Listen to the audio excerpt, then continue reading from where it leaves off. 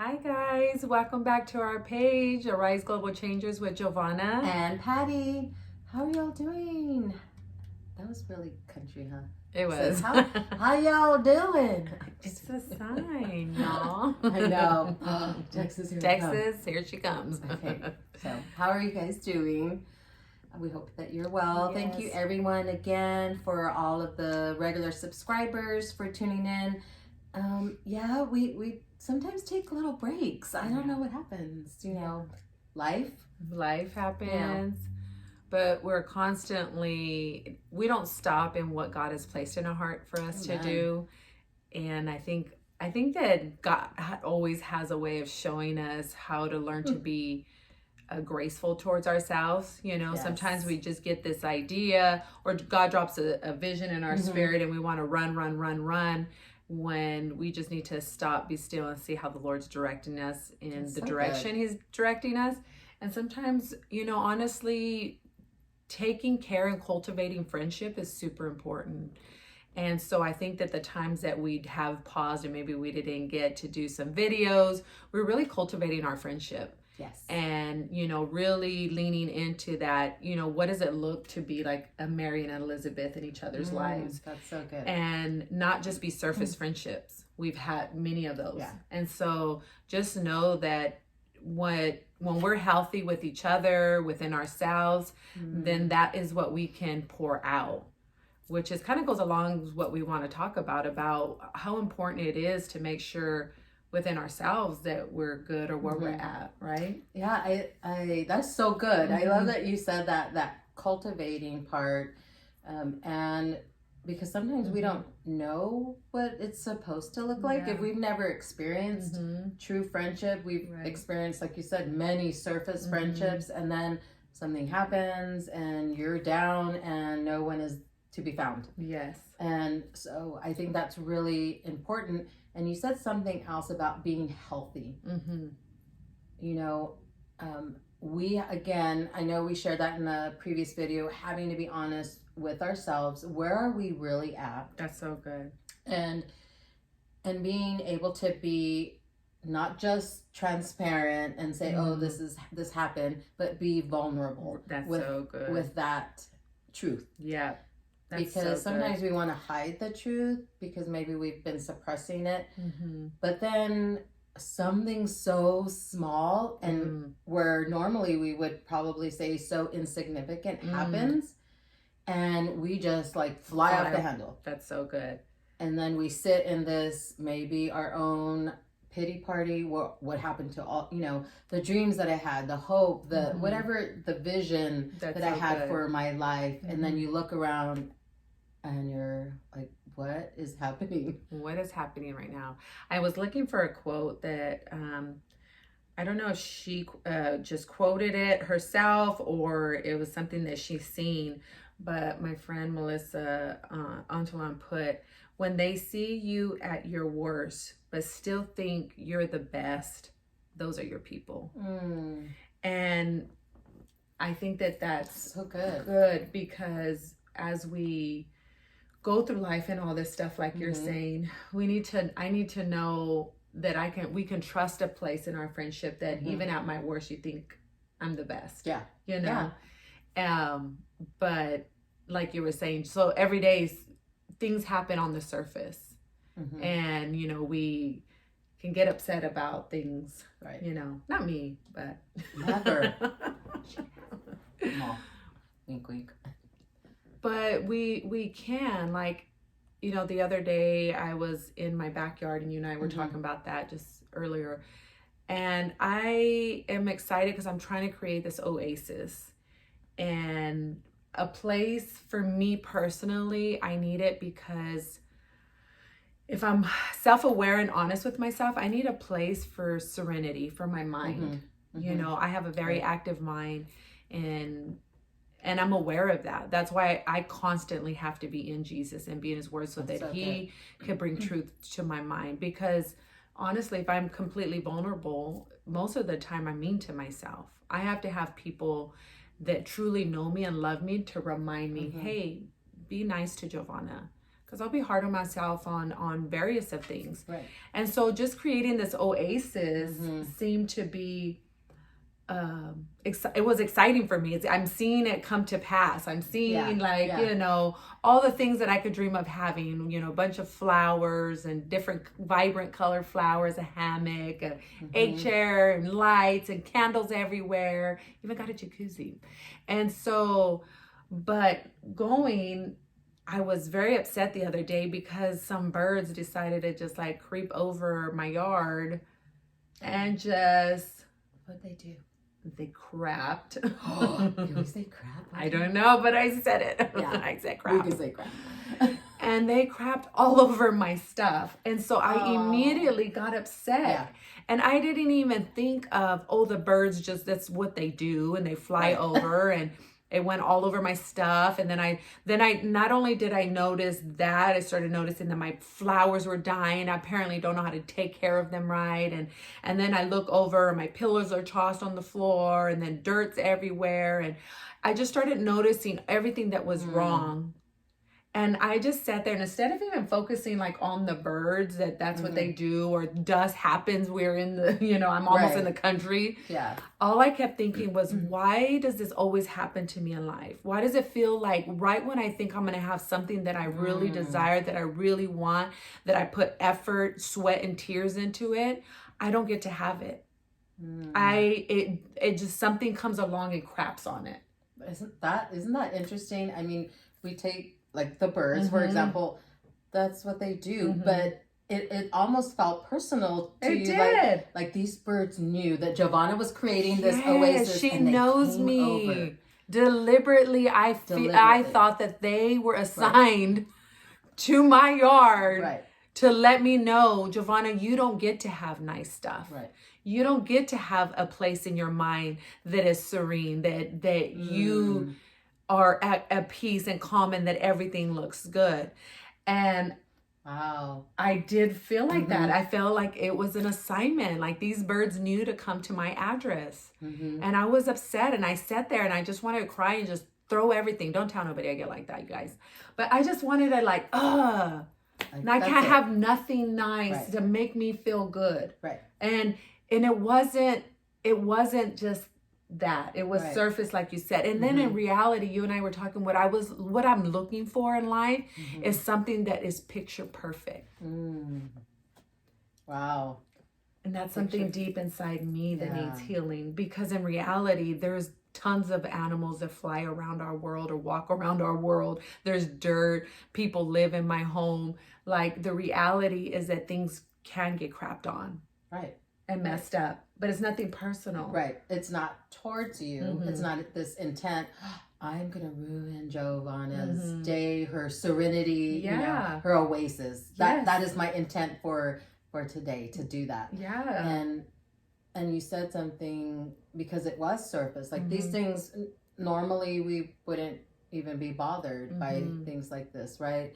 Okay, it's stuff. But really, we have to be honest with ourselves, and that's that place that is so deep down, almost like this well. That's so good. The very bottom of that, there is something that's sitting there that shouldn't be there. Yep, that's so good.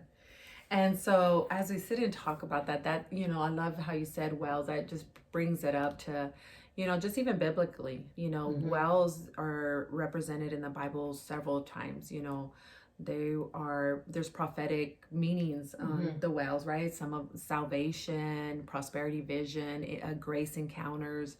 It's symbolic of our heart. You know, just that encounter, like with the Samaritan woman, and King David, the breakthrough well, you know. So there's so many. It's actually really interesting if you have time to just look up of the different meanings of what it means, the wells that they had to dig. Some had to dig, so it was co-laboring with God. But as you're talking about that, and we can focus on our heart, the well of our heart, right? It's symbolic in there, like what's going on in there. And when I was talking to my son-in-law, and he works in ag, right? And so his job is he goes and he makes sure that the water system is working properly. So the well, right? Yeah. So the irrigation of the well, making sure that everything's working properly, because if it's not, then it doesn't just affect the well. The well is what draws up the water. And so now these days you have sprinklers, right? So the sprinklers go over all this crop, and you're pulling from this well, but what you're pulling from the well is contaminated because the pH balance is off. There's, too much iron. There's just too much stuff that's in there. And we actually, that's how we get breakouts. So, if you're not careful in some of the veggies or, different crop stuff that we can purchase, they could be contaminated. And they are not visible to the naked eye. No. I mean, how would we wouldn't be able to tell. You can't tell. This looks like a really nice fruit. Yep. Or this is a nice vegetable. Look at how nice look it at looks. This cabbage is so big for my pozole, and it looks good. Yes. And you don't realize that it's really contaminated. It's covered with some bacteria that didn't start in the kitchen. It didn't start while I'm cutting, preparing. And I did something right now. Wow. It was actually something that started in the well, that so it was contaminated. And so, I asked my son-in-law, I was like, so what happens? Like, it's all just contaminated. And then he was like, yeah. And then people get sick, and you have to bring in a specialist, which he would be the specialist that comes in, examines and tests to see if there is any contamination. Wow. And once it's tested, and if they do find contamination, then it is the specialist that come in and has to treat it. So there has to be a process where they can't. So my question was, well, can't you just throw a bunch of fresh water in there? Yeah. Like let it overflow? Yeah. And no, because the water from the bottom, as soon as you put in that fresh water, now you're going to grab all the contamination from the bottom and surface it all the way up. And then with my thought, I didn't think, my first thought was Fabuloso, but I didn't ask that.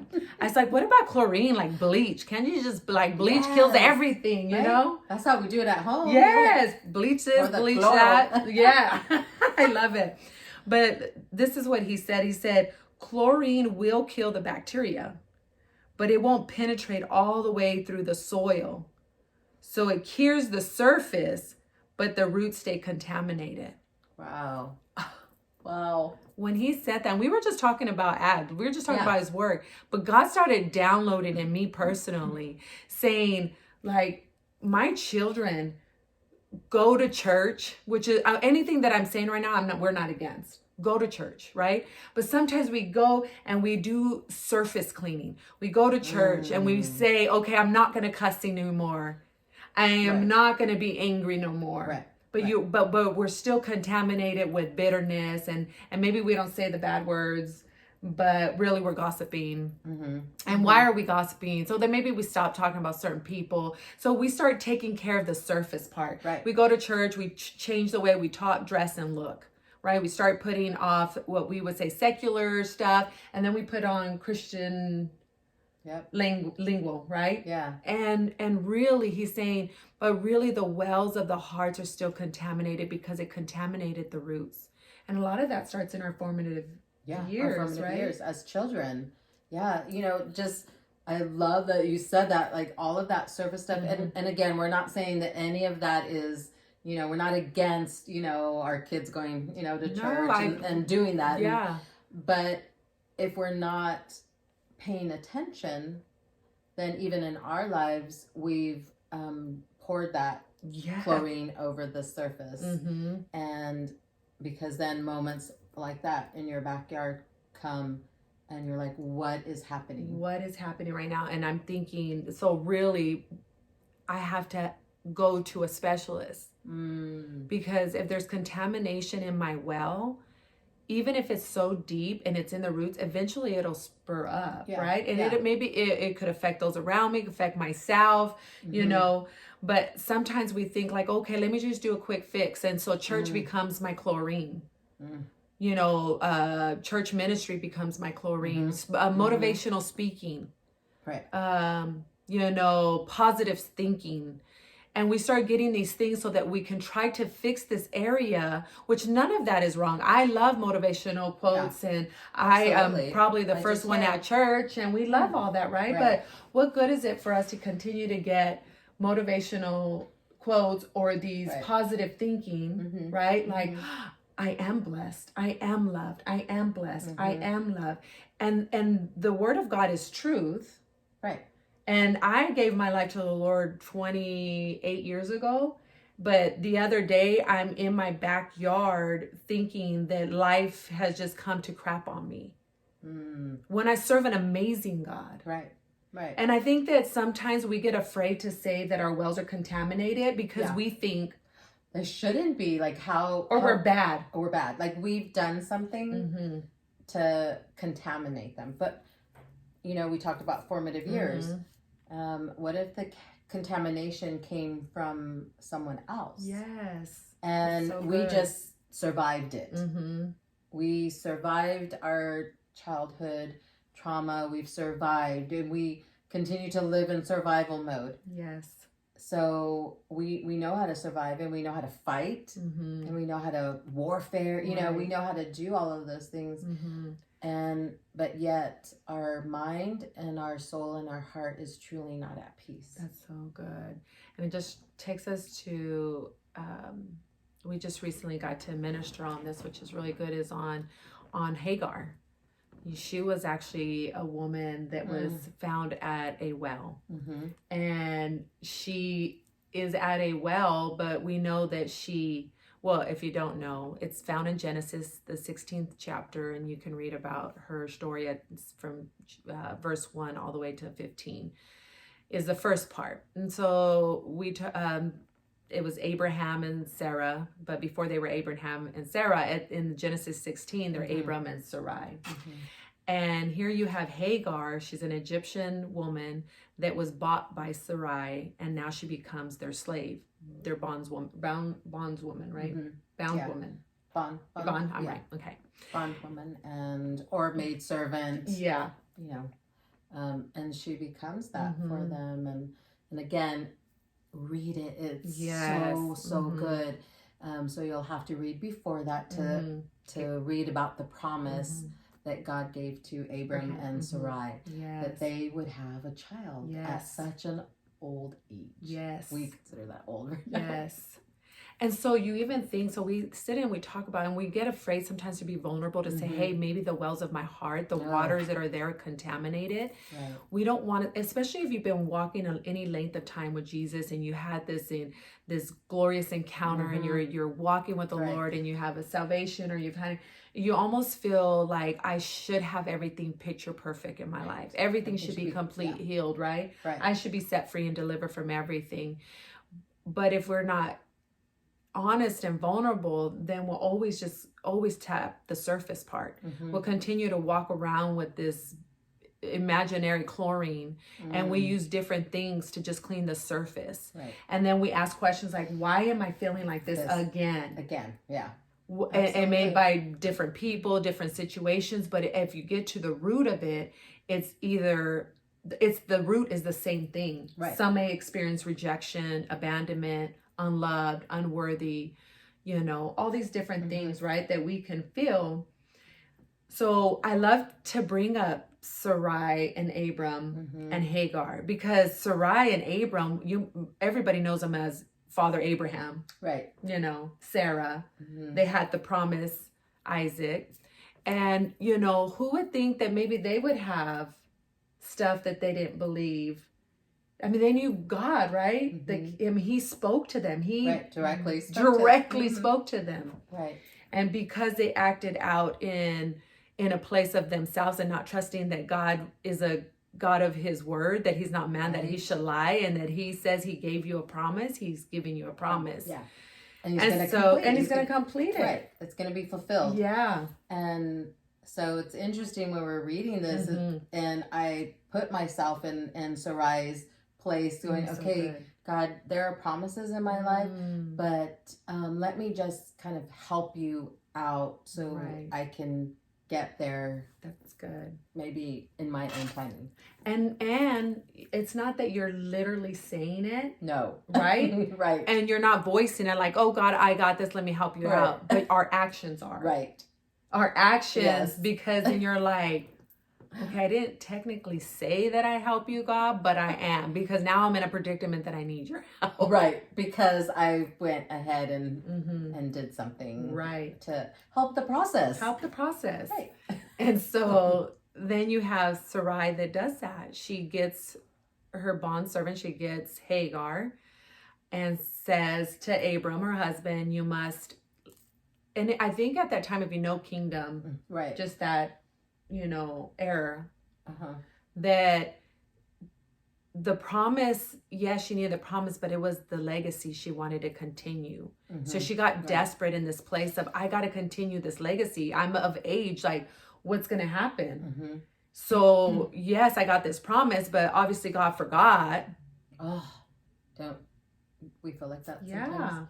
Like, God, I know that you've said these things in my life. You've promised these things, but here I am already at whatever age, and it hasn't come to pass. That's so good. So then she has Hagar. We know Hagar gets pregnant. And then all of a sudden, Hagar's upset at Sarai. So you read, first Sarai's mistreating Hagar, because then she probably thought, like, what was I doing? Right. Like, I really gave you to my husband. And now you're... You're with child. Yes. And I'm not. And I'm not. And so now, not only does us trying to get in the way of helping God, or not dealing with the contaminations of our heart, the things that are rooted down to in the soil that contaminated the roots. If we don't deal with that, then we have other consequences or other issues that arise, right? And so now, not only was she dealing with not trusting in the promise of God, now she's having to deal with the consequence of not trusting in God. There's a consequence to that. So now she's dealing with more feelings about probably insecurity as a woman. I'm barren, and so I made this decision. I said, here's my maidservant husband, take her, lay with her, and now she's like pregnant, like. And I'm paraphrasing, but it almost seems as you're reading it like she got pregnant quickly. Yeah. Like, man, I actually heard God, his voice. He met with me, and it's been years and I'm still not with child. I step in and give him, and she's pregnant right away. Like, just even those feelings, right? And then Hagar, and I really, we want to focus on Hagar. Yeah. Hagar it gets upset. And, who knows what's going on there, right? Sarai's mean to her, mistreating her. And she's probably, we're paraphrasing too. I'm just kind of thinking, like, if I'm in that situation, you're like, I didn't even ask to be in this situation. Right. I didn't choose this for myself. I was doing fine being a slave, because slaves it was different then. You got to eat good, and you got to be in the palace. So I'm minding my own business as a good slave woman here in goodness and stuff that's given to me. And now, because you decided to do this, now I got to pay for it. Right. And then it just doesn't stop there. Sarai ends up blaming Abram. It's your responsibility of why I'm feeling the way I'm feeling. How we... Yeah. And he comes back at her and says, not my problem. You take care of it. Yeah. It's yours. And she really had to look deep in that too. So then we just have Hagar takes off, your fight or flight mode. Yes. And she was just like, peace out. Yeah. I'd rather go back to the wilderness or wherever I'm going. I don't even have a vision of where I have no more vision. I'm just going. I'm running away. away. And we can attest to we just want to run away. More out of not times where we're done, we're running away. Not Jesus. No, we're not running away from Jesus. He's my forever, but we're running away from whatever made us feel that we are being mistreated. Whatever makes me feel that it's just crapping on me. Yeah. That it's unfair. It's not, And so Hagar just runs and she flees. And but it becomes the most beautiful moment, because at this place she's running and an angel appears, and it's right at a well. In the desert. In the desert. I mean, that's a whole other video. We could go off that. God is spring of life right there in the desert. Yes. Wow. And we really encourage you to go in and read the story. There's so much good scriptures and other scriptures to tie into it, but just because of the time framing, we'd have to do a whole Bible study, which we did, but there's good. You got to read it. So Hagar is now in front of this spring, and angel is speaking to her, and he asks her two questions. He says, where do you come and where are you going? And the first thing she just said was, I have fled from Sarai's house because she has been mistreating me. Right. And, it's almost like this place of you're child of God. They call you God. That person is mistreating me. Right. But she never answers the other question. She never says where she's going. Right. Because she probably had no vision of where she's going, because she didn't idea. She didn't even feel like she was probably worthy or heard or had a voice in any of this. They're making all the decisions. One minute here, you sleep with my husband, then next minute I'm angry. She had no voice. And it was at that moment that she realized she even had a voice, because she was able to express, like, I was being mistreated right now. I was being crapped on, and it was really for nothing that I really even wanted.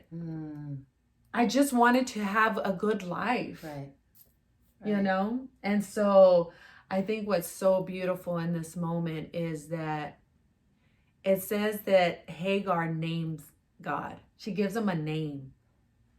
Like, that to me is so powerful. Hagar, most of the time she's referred to as a slave woman. Right. She was probably mislooked all the time.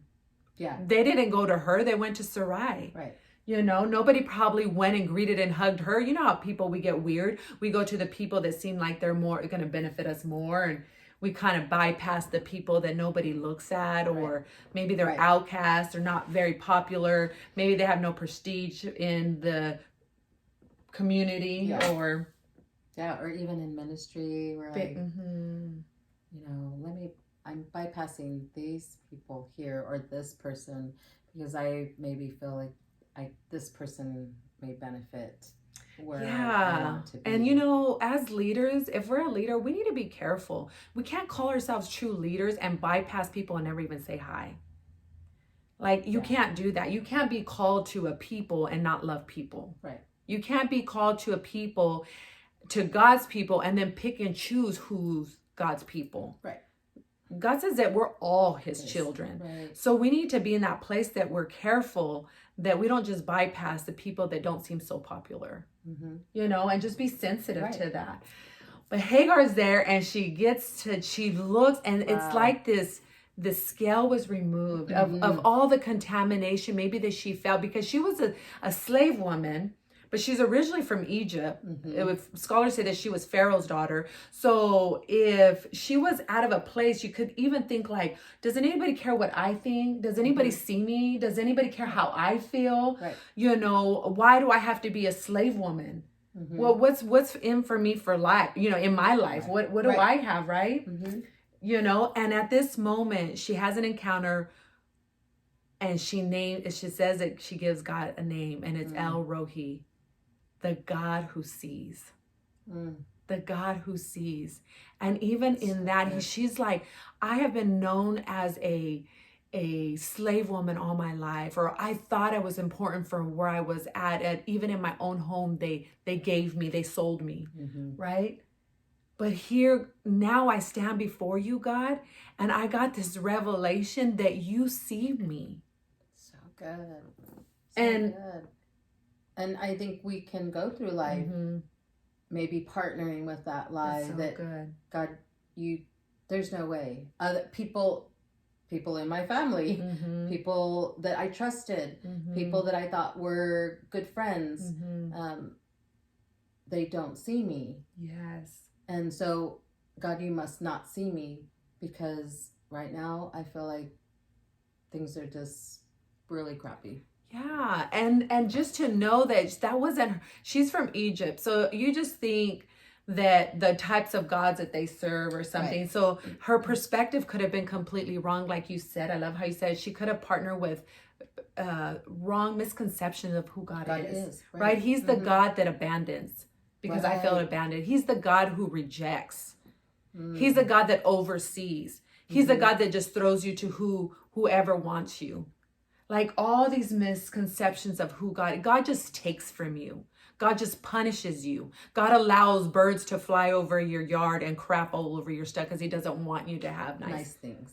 Like the misconception started somewhere, and we believed and partnered with those lies, and then it contaminates our roots. So then when situations arise, we look at God in those.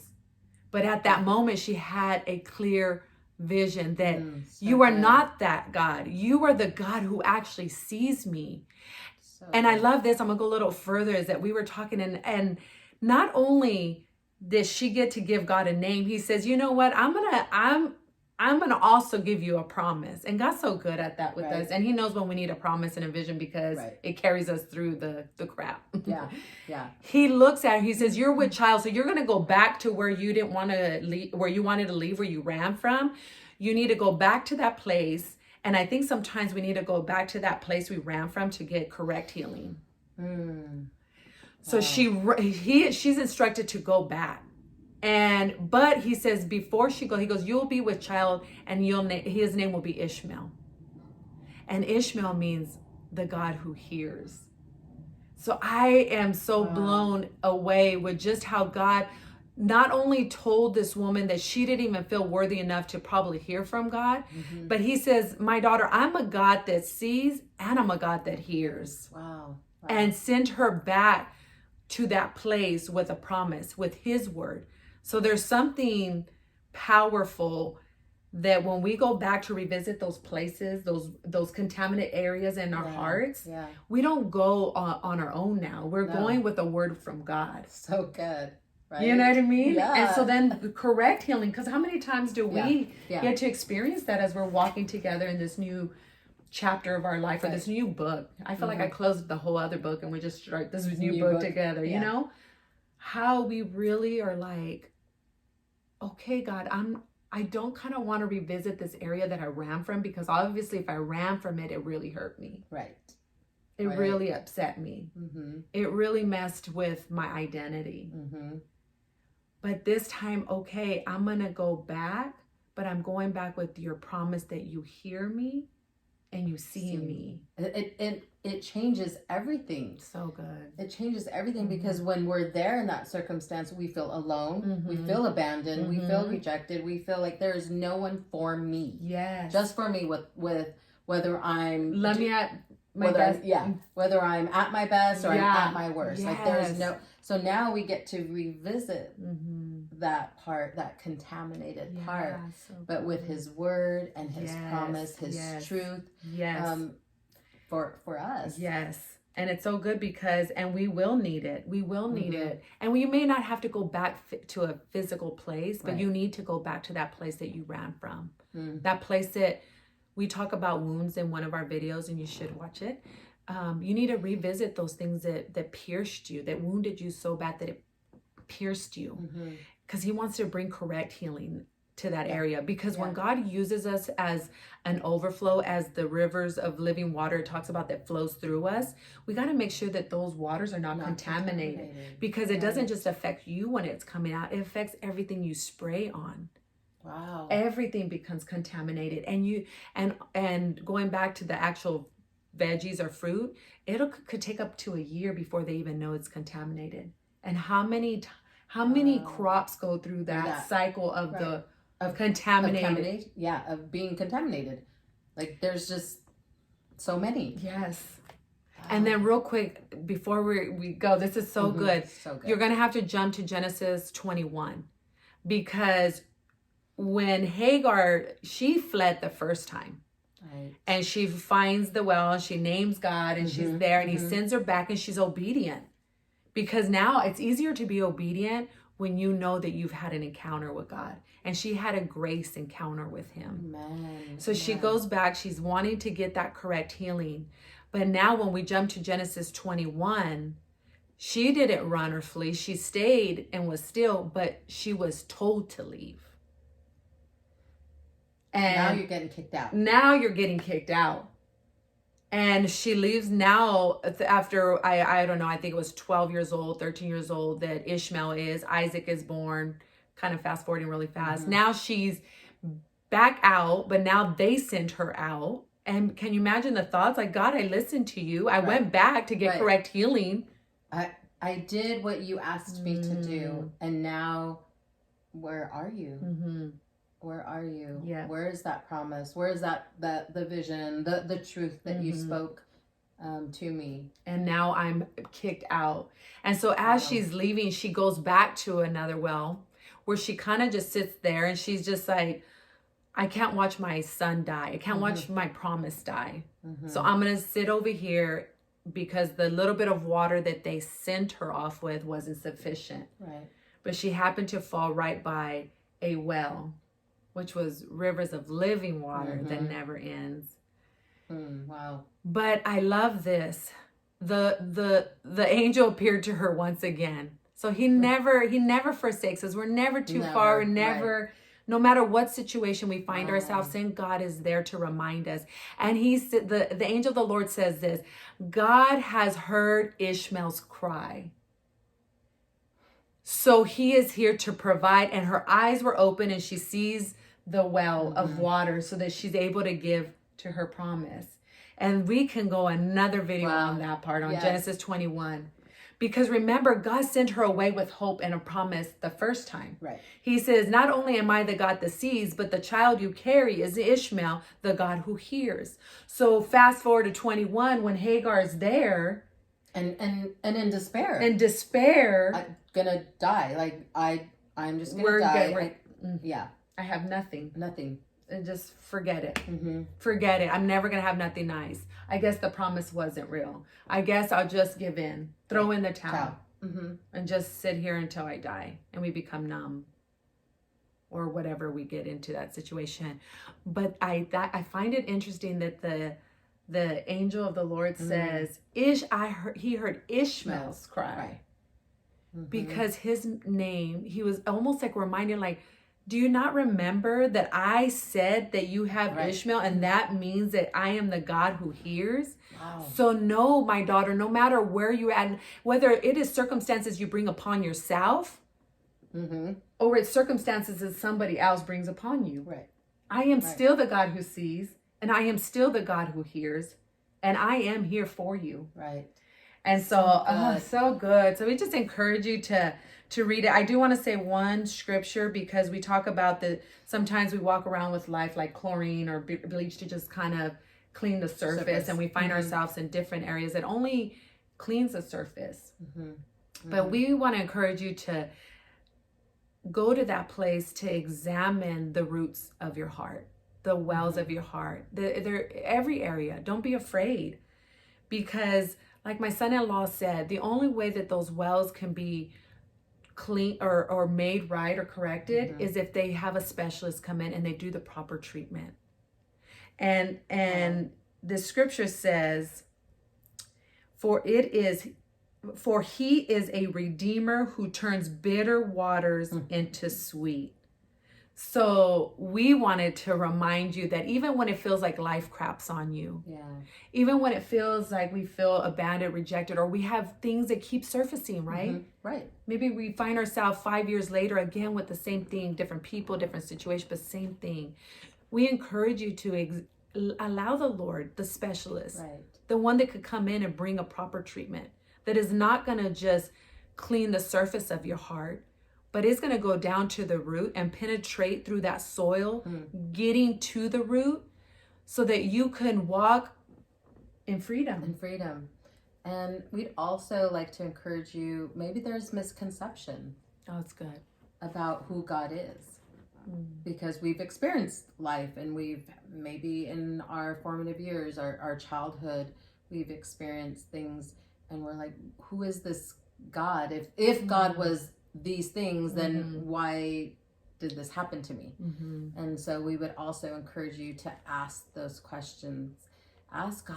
That's so He can good. take it. Ask him, God, am I believing something about your character that is not true? Is there a circumstance that I've experienced where I've had a misconception of who you are? And so we encourage you. And thank you again for just tuning in. And I just, so good. Yes. So good. I mean, we can go on with there's the so same much. chapter and just really kind of pull those treasures out that God's word. When you said that it was, he heard Ishmael's cry. I mean, I've read this scripture before and I'm like, yes, you're the God that sees, you're the God that hears. And we kind of surface over that. And you said something even earlier. We could be serving the Lord for many years. That's good. And maybe the wells of our heart, maybe they're so contaminated. So good. But also dry. Ooh. Whew. But also dry. So there's nothing flowing. There's no way that you would even, there's nothing coming in. There's nothing. It's almost as if we're in this slumber. So good. And so we would encourage you to even dive into that part. Yes. Yesterday when I was trying to look at my plants, making sure I was going to water, and I pulled one out and it just came out of the whole soil. And the roots were so covered around it and thick, but it was so dry. It was dry. That could be something to visit with, because there's a lot of things in our lives, as if you have been walking with the Lord for a long time. One thing is to be dry, or contamination could come from religious spirits, learning a one way and learning and following people instead of following Jesus, so thank you so much for tuning in, and don't forget to like on Facebook, and leave your comments on YouTube, on Facebook, and you can always reach us at ariseglobalchangers@gmail.com. Be blessed. Bye.